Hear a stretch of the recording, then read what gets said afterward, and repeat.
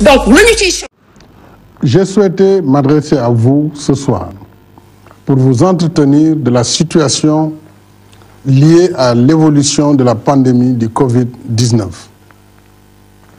Vous le savez, dès l'apparition du premier cas le 2 mars dernier, le gouvernement a mis en place une stratégie de contingentement de la maladie que nous avons ajustée au fur et à mesure de son évolution. C'est ainsi que, tenant compte du risque de calamité publique liée à la pandémie, j'ai proclamé le 23 mars l'état d'urgence, assorti d'un couvre-feu sur l'ensemble du territoire national. Plus de 2 mois après, et malgré le rythme de progression de la maladie, notre système de santé s'est montré résilient face à une pathologie pourtant inédite et particulièrement contagieuse. Nous le devons surtout à la compétence et au courage remarquable de notre personnel de santé. Les propos poignants de malades guéris en sont les meilleurs témoignages. Je renouvelle nos chaleureux remerciements et notre profonde gratitude au corps médical, paramédical et au personnel de soutien, tous engagés jour et nuit dans une bataille risquée contre une maladie vicieuse encore largement inconnue. C'est pourquoi je tiens particulièrement à la protection des personnels de santé. Des mesures spéciales de sécurisation devront être aménagées partout pour éviter leur contamination. Je félicite les équipes du ministère de la Santé et de l'Action sociale et tous les autres services de l'État mobilisés dans la lutte. Je salue et encourage nos forces de défense et de sécurité déployées sur l'ensemble du territoire national pour veiller à l'application des mesures édictées dans le cadre de l'état d'urgence. Je remercie nos guides spirituels, les leaders d'associations religieuses, toutes confessions confondues, les autorités coutumières, ainsi que les mouvements citoyens qui soutiennent et facilitent l'action de l'État dans la riposte au Covid-19. Je prie pour le repos de l'âme de nos morts du Covid-19, d'ici et de la diaspora. Je présente nos condoléances émues à leurs familles éplorées. Chaque deuil nous affecte profondément, surtout lorsqu'à cette souffrance s'ajoute la douleur de la distance quand le décès survient à l'étranger. Ainsi, tenant compte de la forte demande de rapatriement de corps de nos compatriotes décédés du Covid-19 à l'étranger, et sur la base d'avis motivés que nous avons recueillis en ce qui concerne les conditions sanitaires, il sera désormais possible de procéder à ces rapatriements. J'ai donc instruit le ministre des Affaires étrangères et des Sénégalais de l'extérieur, en rapport avec le ministre de la Santé et de l'Action sociale, de faciliter les rapatriements pour les familles qui le souhaitent, dans le respect des conditions sanitaires requises. Aux malades et porteurs asymptomatiques du virus, j'adresse nos vœux ardents de prompt rétablissement. J'invite chacun et chacune d'entre nous à éviter la stigmatisation des malades. Cette stigmatisation n'est pas acceptable. Le Covid-19, je le rappelle, n'est pas de ces maladies honteuses. Au demeurant, nul n'est à l'abri d'un virus aussi contagieux. Alors que chacun adopte une attitude digne et responsable vis-à-vis de son prochain.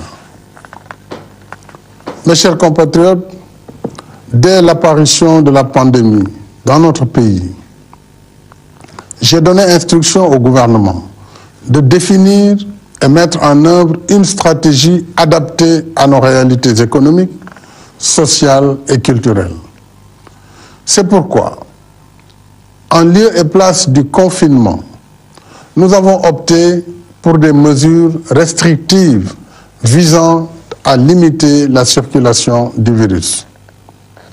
Grâce à ces mesures, nous avons pu couper la chaîne de transmission par voie importée et maintenir la maladie encore sous contrôle malgré son rythme de progression.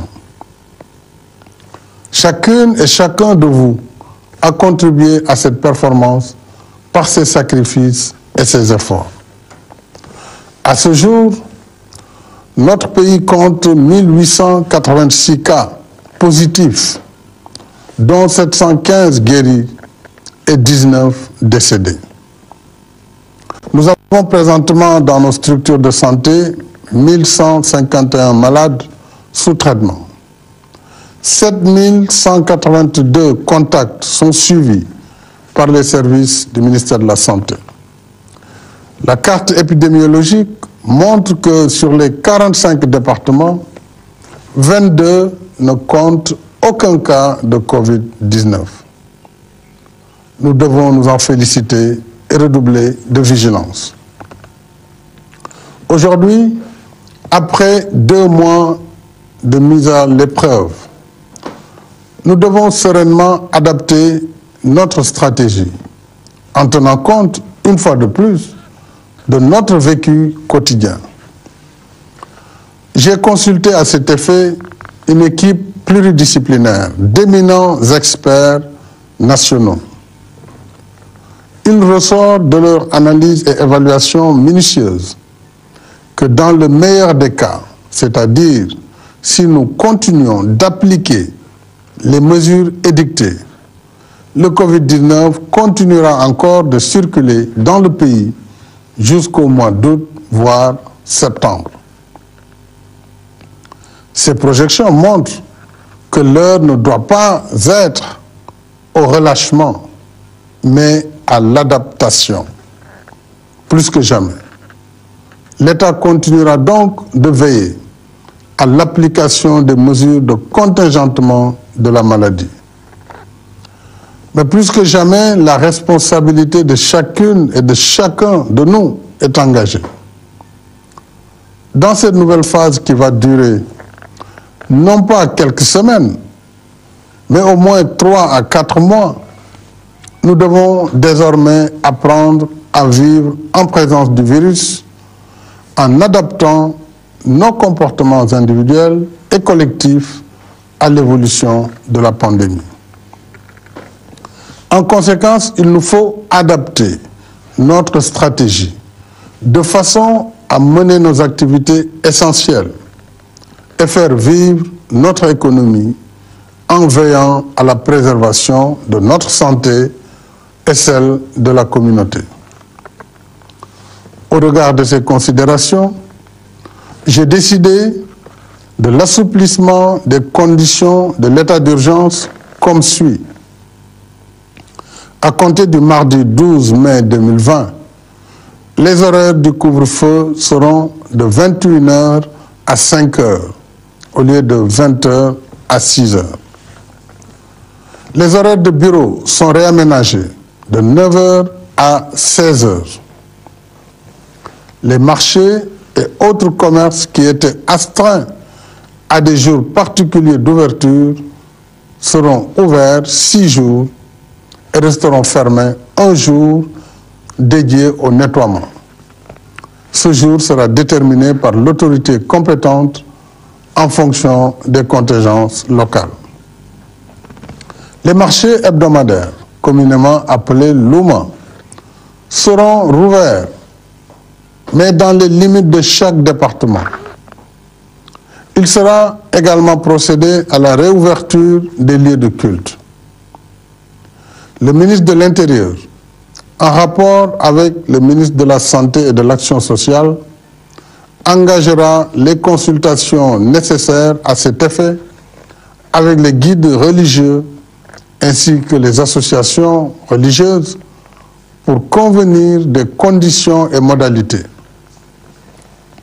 S'agissant de l'école, les cours reprendront le 2 juin pour les classes d'examen, c'est-à-dire pour les classes de CM2, 3e et terminale, soit 551 000 élèves du public et du privé réunis sur les 3 500 000. L'année scolaire et le calendrier des examens seront adaptés en conséquence. Les élèves des autres classes continueront de suivre les cours à partir du dispositif Apprendre à la maison, décliné dans ces plateformes télévisuelles, radiophoniques et numériques. En ce qui concerne l'université, le ministre en charge de l'enseignement supérieur poursuivra les concertations avec les différentes académies pour aménager les enseignements à distance. Le gouvernement veillera particulièrement à ce que la fréquentation des lieux de culte, des établissements scolaires et autres espaces publics, des marchés et autres commerces, y compris les restaurants, obéissent strictement aux mesures de distanciation physique et aux gestes barrières, notamment le port obligatoire du masque et le lavage des mains. Partout, le respect de ces conditions est essentiel pour éviter des risques de contamination. Le gouvernement y veillera de près et prendra, le cas échéant, toutes les mesures appropriées afin de prévenir la propagation du virus. Déjà, 10 millions de masques ont été produits localement. Ils seront distribués dans les écoles, les lieux de culte, les marchés et les transports publics. Ensemble, chacun jouant pleinement son rôle, nous réussirons le pari de redynamisation progressive de la vie nationale. Dans le même esprit, avec l'hivernage qui s'annonce, j'ai demandé au gouvernement de prévoir les assouplissements nécessaires au transport public afin de permettre aux travailleurs agricoles de rejoindre leur localité. C'est le lieu pour moi de remercier nos guides religieux, musulmans et chrétiens, pour leur pleine participation à notre combat commun contre le Covid-19. Je compte sur leur soutien continu pour l'application des mesures d'adaptation dans cette nouvelle phase que nous engageons. Je remercie les parents d'élèves, les enseignants, personnel d'encadrement et les partenaires sociaux. Tous restent actifs dans la gestion de cette crise majeure qui affecte aussi l'école. Je remercie également le secteur privé et les syndicats de travailleurs pour leur résilience dans ce contexte si particulier. Mes chers compatriotes, alors que nous faisons face à une crise sans précédent, je suis heureux de constater que loin de céder à la résignation, nous puisons chaque jour dans le génie créateur de notre peuple les ressources nécessaires à notre résilience commune. Je pense à toutes ces initiatives locales qui fleurissent face au Covid-19. Je pense aux tailleurs qui confectionnent des masques, aux étudiants, enseignants et chercheurs qui fabriquent des gels hydroalcooliques, qui inventent des robots, des respirateurs artificiels et des machines à laver les mains. Je pense aux concepteurs de plateformes de commerce électronique et aux livreurs qui offrent leurs services pour nous éviter des déplacements propices au risque de contamination.